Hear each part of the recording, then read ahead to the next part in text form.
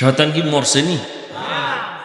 চরমনার হুজুর মরবে, পিসাবরা সব মরবে, সব মরবে, শয়তান। অতএব শয়তানের বন্ধু কিছু থাকবে, নিয়ে টেনশন করবে। আমগো কাজ আমরা করতে থাকি। কে বুকে হাত বানলো, কে জোরে আমিন বলল, এ নিয়ে কেন তর্ক করেন আপনারা? এত শিক্ষিত মানুষ, আমাকে একটা জবাব দিবেন, আল্লাহর দিকে তাকাইয়া দালালি করবেন না। পারবেন? পারবেন?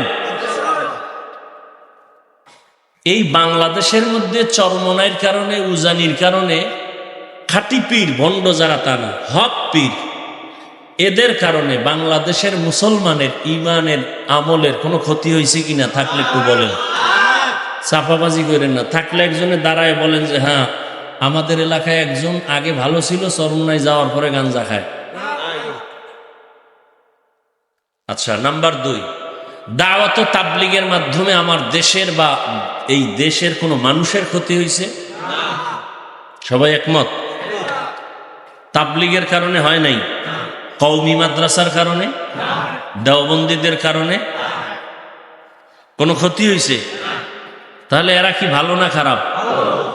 হাজার না লক্ষ লক্ষ জেনারেল লাইনের মানুষ তাবলীগের কারণে, চরমনের কারণে, উজানির কারণে, হক পীরের কারণে, দেওবন্দীদের কারণে, কওমির কারণে আল্লাহ চিনছে, জান্নাতের পথে চলতেছে। সবাই একমত? তাহলে এরা ভালো। কি বলেন? এরা বুকে হাত বাঁধে, জোরে আমিন বলে? এরা যদি ভালো হয়, এই আমলে চলেন, কে বাঁধলো না বাঁধলো এ নিয়ে তর্ক না। কেউ যদি আপনারে কয় এই হাদিসে কিন্তু এমন, আপনি কইবেন আমি বাংলা মানুষ, আমি হাদিস বাপেও পারে না, আমিও পারি না।